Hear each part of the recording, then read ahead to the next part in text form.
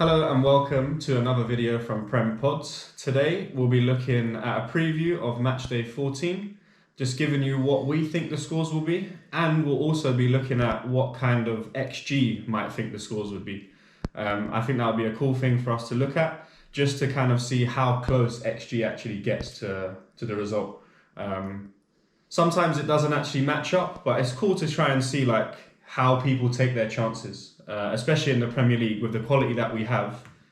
I think stats kind of help you guess more so what's going to happen. It's harder, obviously, but I think it's one metric that we can use to try and get some more points for ourselves, because we haven't done so well so far. So yeah, without any further ado, I'll let Liam go first and talk about the Leicester City game. Leicester City. That's the first game of the weekend, matchday 14. Which side is mine on? Yours are always on the right, mine on the left.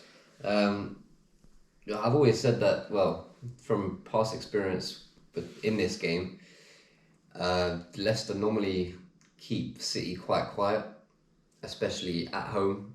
They don't. I wouldn't say they normally win, or they don't really get a result, but they don't get battered by City. Yeah. So I went with 1-0 City, away win. Fair play. I went with 2-2. Just because, as the same thing as you, I feel like Leicester have got into some form now.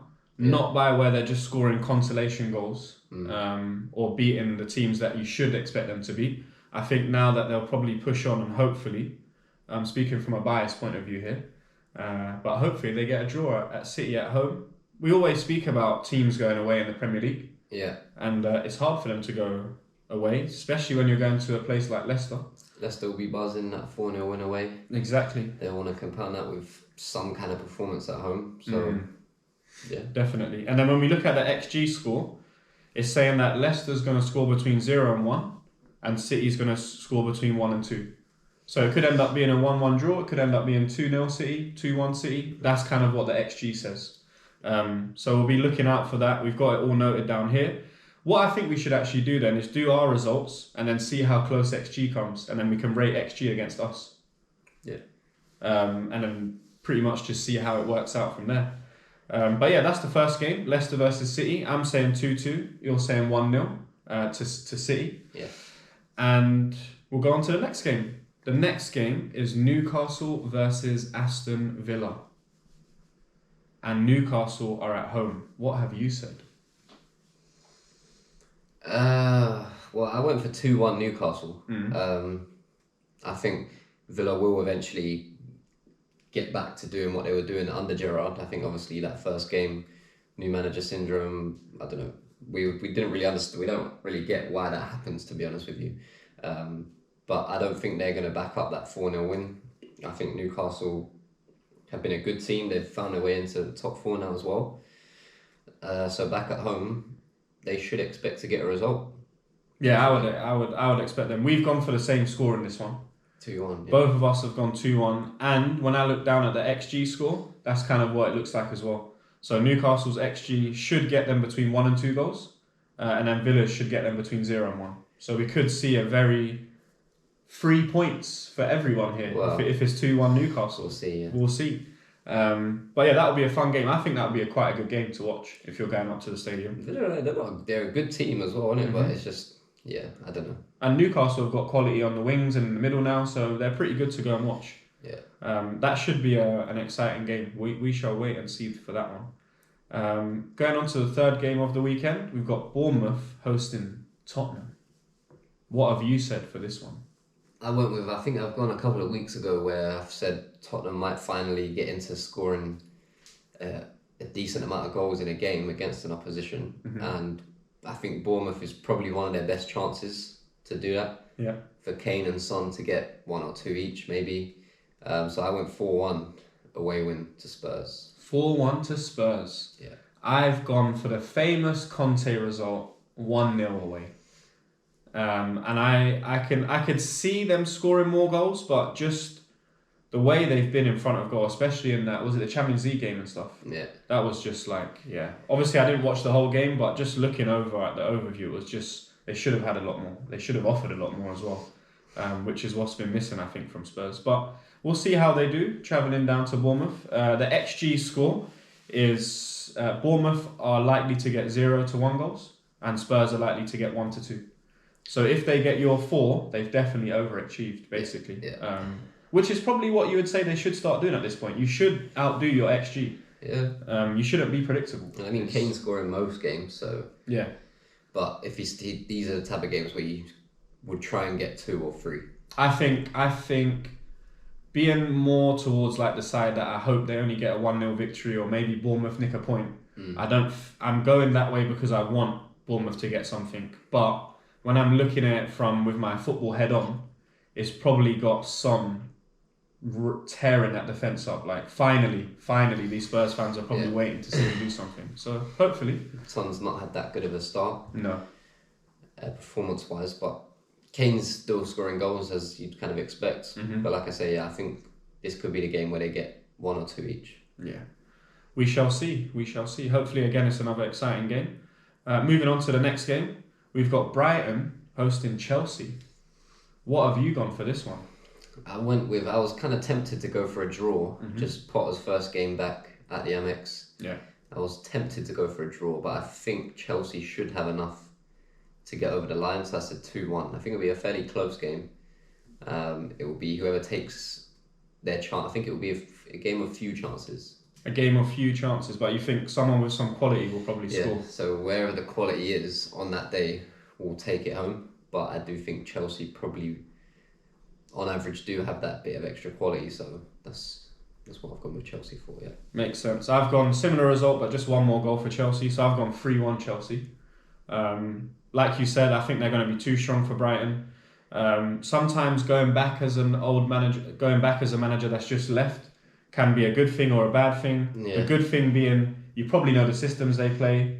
The bad thing being the fans and stuff like that. They could get in your head. You might try and be too smart and pick the wrong team. That's why I kind of was almost going for a draw as well, because he will know Brighton's team, but obviously they might play a little differently with their new manager. Yeah, exactly. But the Brighton players will have more of an understanding, I'd say, on what they expect Potter to do with his Chelsea team. That's probably why sometimes it goes to the bad side. Makes sense. But then the XG for the game is both of them should get 1 to 2. So like you said, it could be 1-1, it could be 2-2. Yeah. That's what the XG is saying. Yeah. I think we're pretty close on this one. Who knows? It might end up 4-0 Brighton, but that's the Premier League for you, innit? That's why it's so fun to watch. On to the next one. We've got Palace versus Southampton. What have you gone for? I went with 1-1. 1-1. Why? 1-1.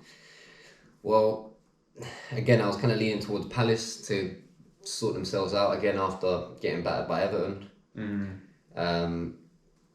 But Southampton are another weird one. They've got a good result against Arsenal at home. That was probably the one where I was like, I don't really have a clue which way it's going to go, to be honest. So I just said a draw. 1-1 draw. Yeah. I said 2-0 Palace. I think when Southampton played against us, they very much played a rigid system. They knew what they were trying to do. Yeah. Whereas with teams like Palace, they're going to try and play as well. And Palace are going to do them. And they knew if they played with us, it would end 3-4-5. Yeah. So they didn't. They played a rigid defence. Yeah. And I think this is going to be... They're going to try go away and play a bit more attacking. Yeah. And they're going to get found out, I think. You don't see Southampton scoring a lot of goals as well. No, not a lot. And that's proven in the XG. So Southampton to score 0 and 1. So they'll probably either grab 1 or get none. Yeah. And Palace is between 1 and 2. That makes sense.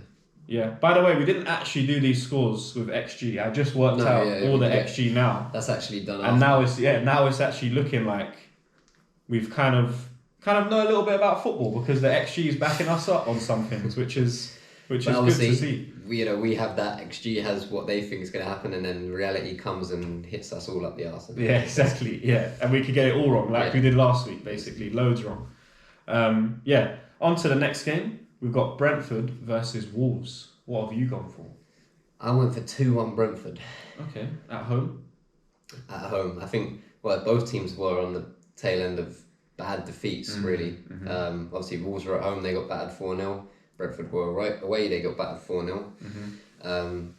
So it'll be interesting to see actually how both of these teams come and approach this game and how they motivate themselves to get up for this game as well.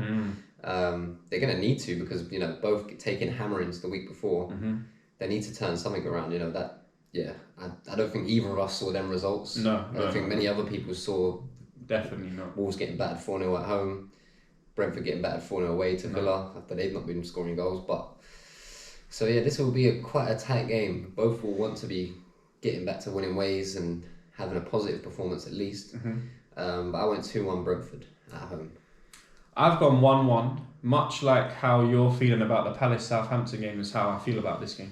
You can't really. I can't tell who's gonna win. That's. It could be another thing whereby we see someone win 4-0 and we ain't got a Scooby. So literally. It could end up being that. It could end up being our scores. But and then the XG score, it says Brentford should get between 1 and 2 goals, and Wolves should get between 0 and 1.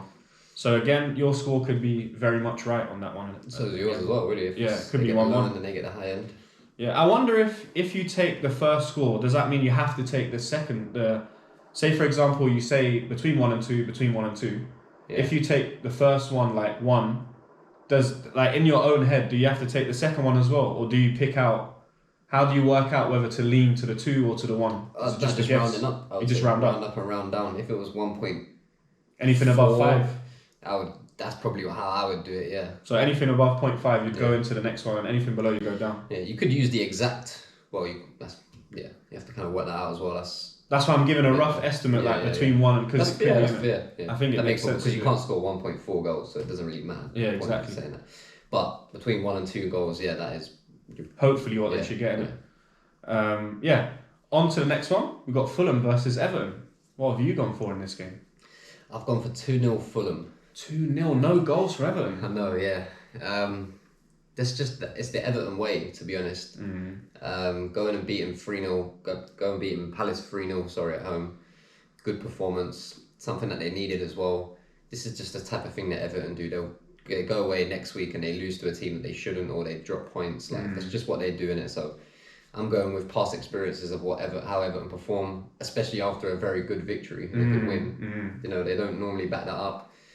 They normally give their fans that, and then the next week it's like, okay, we're back to square one again. It doesn't really change anything. But, anything could happen. But I've gone with 2-0 Fulham. I've gone high scoring. I've gone 3-2 Fulham. So same result, Fulham win. Yeah. I think as we're always talking about home grounds, Fulham's home ground is definitely a hard one to go to, especially for Everton. Not only because how the amount of form that Mitrovic is in and things like this, but them travels.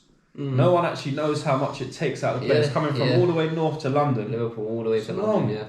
It's long. I'm telling you, I don't know what's going to happen to Everton, but I'm saying 3-2 to Fulham. The XG has got them pretty similar. So both should be looking to score between 1 and 2 goals. Fair. I think that game should probably be high scoring, but if you're saying that Everton are just gonna give a result away, I don't know.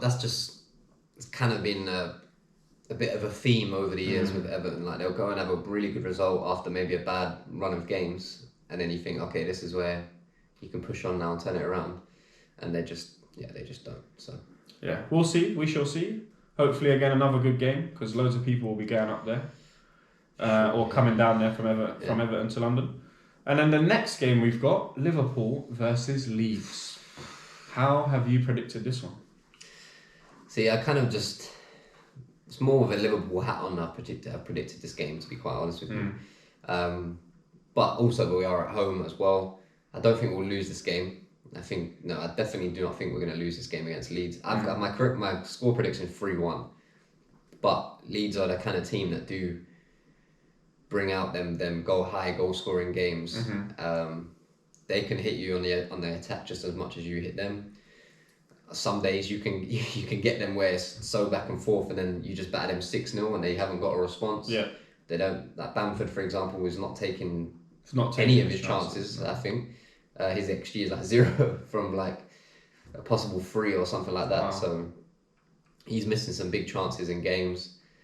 I don't think Leeds are fully firing, but they'll always come and they'll always be up for this game at Anfield. So could go Could go one or two ways, but I don't think we'll be beat, and I think 3-1 is my actual score prediction. Yeah. 3-1, fair enough. I've gone for the same difference, but just no goals from Leeds. I've gone 2-0 Liverpool. That's what I'm saying. Yeah, they have them type of games. Yeah, they do. They do have games where sometimes you feel like, where was this loss? How comes you were running out like headless chicken last week and scoring everywhere, and now you're just like.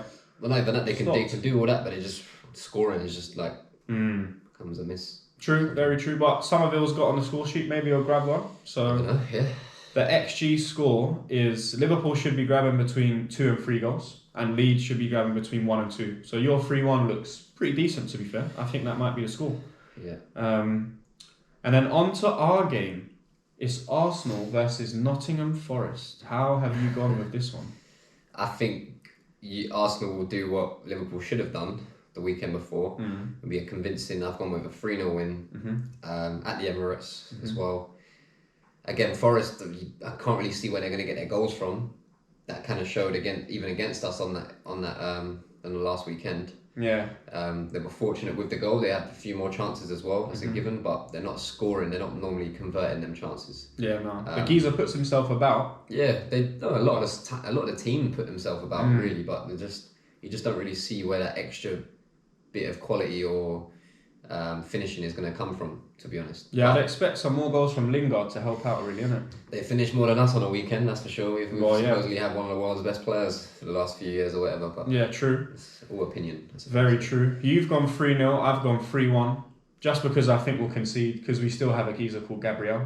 So Guy will probably give a pen away or get sent off, and then it will cause us to concede. But saying that, at home, we should beat them convincingly. Yeah, it should. It should be convincing. They're still bottom of the table even after that victory. They'll be buzzing because of it, of course, which you'll kind of have to calm them down a bit in that first 20 minutes, half an hour. I think the first 20 we have to do what you said about the possession. We have to take like 80% possession, 90%. We don't even let them have the ball. Is what we should do. Basically, yeah. Just but like score, you're I'm saying, calm. scoring it. Yeah. I'm saying if you score early at home against Forest in the first 20 minutes, if you're 1-0 up, I think you'll go on to cruise the game after that. Hopefully. The only thing I'm worried about is Dean Henderson in goal. Geezer has... The longer it goes on where you don't score, that's where it becomes more of a worry. And he gets better as the game... Like, he just saves more and more and gets more shouty and the defence listen to him. So, hopefully we get 1 or 2 by half-time and then it's just close. Yeah. I think if you're 1-0 up at half-time, you'll fairly cruise the game. But we said that last week. We said that against Leeds and we said that against the Southampton game. But you're at home this time. Yeah, both of them games were away. That's true.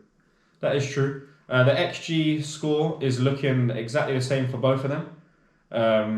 Between 1 and 2 goals for both teams.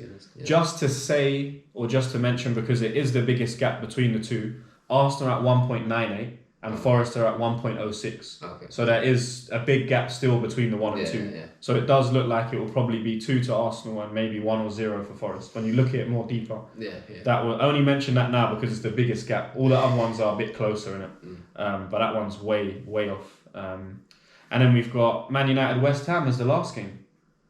Big game of the weekend. Yeah. The last game should be quite good actually. How have you gone with this one? West Ham do turn up in these games, to be honest. They do. Who's at West? No, Man United are at home. Man United are at home. I don't know. Like I said before, I mean, Man United seem to have the motivation for the big games, but not so much for teams that they maybe should be beating more consistently. West Ham is a team I think Man United should beat at home. At home, yeah. Consistently. Going away is always a different thing. You know, it's a bit more of a lottery. You should expect to win away, of course, but it's a bit more of a lottery. You don't know how them things are going to pan out. But at home, I've gone with 3-1 Man United. 3-1 United. You've gone to take up their score. Yeah, they should. That won't be bad, to be fair. Funny enough, I've gone for the same amount of goals, but I've gone for 2-2. See, it could go that way as well. I've gone for 2-2. Yeah, I don't think West Ham have done too well this season. They've not given me enough to think they'll go to Old Trafford. But they turn up for these. They turn up for these sometimes. But look what Man United did at Old Trafford against us and Arsenal. Yeah, true. Do you know what though? I give it to West Ham that they turn up to these games, but I think they turn up more so when they're home. Yeah, because their fans are there and it's their home. Yes, for sure. And I was going to say, it's quite funny actually, XG, both of them same, between 1 and 2, their XG is exactly the same, 1.47, the exact same XG. So with that, thinking about how that actually could inform what happens in the game, I would say you're correct in thinking that Man United will probably win because having the same XG, they have the more quality player, which probably leads me to believe that when that harder shot comes in, the Man United player is going to score it instead of the West Ham player. Yeah, that's what is leading me to inform. Yeah. That's kind of where I go. You would expect United. You would think do have on the names on the team sheet and stuff like that. They definitely have a lot more quality than West Ham, like a lot more. But when you actually go and play in the game, the gap isn't that big, which is surprising. But that's football, isn't it? That's exactly football. It's about who turns up on the day, innit? For those 90 minutes, you have to be at it. Yeah. And if you're not, people can just run past United still have players that stroll about the pitch as if like Jadon Sancho, if he plays, he will play though. Sancho will play, and he's actually the person I'm talking about the most, really. 80 million or whatever he was. Money isn't actually that big of a thing anymore. It's more about like output, isn't it? Yeah. What's his output? Where's his assists? Where's his goals? I'm sure people like Alanga and what's his name? What's the other fella's name? Diallo. Oh, Diallo. Yeah, Diallo. Is it Diallo? Well, you mean I'm talking about the other right back. No, that's Dallo. I'm talking about the winger. Oh, okay, Diallo or someone like that. Yeah, I think it is Diallo. I can't remember his exact name. They actually, like, when they play games, they look like they actually want to have a go at people and take people on. Sancho, maybe he doesn't play that kind of way, and maybe he needs a lot more help from fullbacks or attacking fullbacks coming on and helping him out. But I just don't see him actually even attempting anything, really. Yeah. He looks like I'm here, I'm going to get paid either way. Whether I go forward, whether I pass the ball back, whether I score, whether I don't, it doesn't really make a difference to my life. You know, I mean, I know what you mean. That's what I get from Sancho at the minute. He doesn't look like he even wants to be there that much. His performances show that, his stats show that, in my opinion as well. It's true. When he picks up the ball, it looks like he's going to do something. He gets all the crowd excited, and then he goes forward for about 2 yards and then passes backwards. Every single time I've seen it. Every time. Am I gonna? No, I can't be asked. Actually, let's give it to someone else. And then someone else takes the responsibility, basically. And then you give it to Rashford, and he tries. It's that responsibility. He's not taking anywhere near enough responsibility for the position he's in, for the quality of player he's supposed to be. He's not taking anywhere near enough responsibility in like doing things himself. Let me start something and let's see where it goes, isn't it? Let me beat my fullback and get a cross in and try and cause a bit of havoc. I agree with you. I don't really see any of that from him. So. I think that's the only thing as football fans that we want to see when you get bought for that amount. We don't care about loads of things, but if you're putting the effort in and you're taking the responsibility, if you're not scoring but you're trying, I can let you off. Everyone loves Xhaka at Arsenal. You look at someone like in a similar position like Diaz, for example. I'll play Diaz. Always. Always going at. It's always constantly going at people. Always. Like, I don't know if the South Americans and the Colombians, they've got just more grit and more determination than the English lads, because I'd say it's an easier life here than it is wherever they come from South America. I mean, we think we live in bad places and stuff like that, but it doesn't compare to other parts of the world and stuff like that. So, definitely. And Sancho is coming from a place of Dortmund. He's been Man City. Of a princess his whole life, brought up through the different systems. He's taken to Dortmund, again, treated like a king, treated like a prince, brought up, given all the opportunity you can be given, and he did perform. He gave back.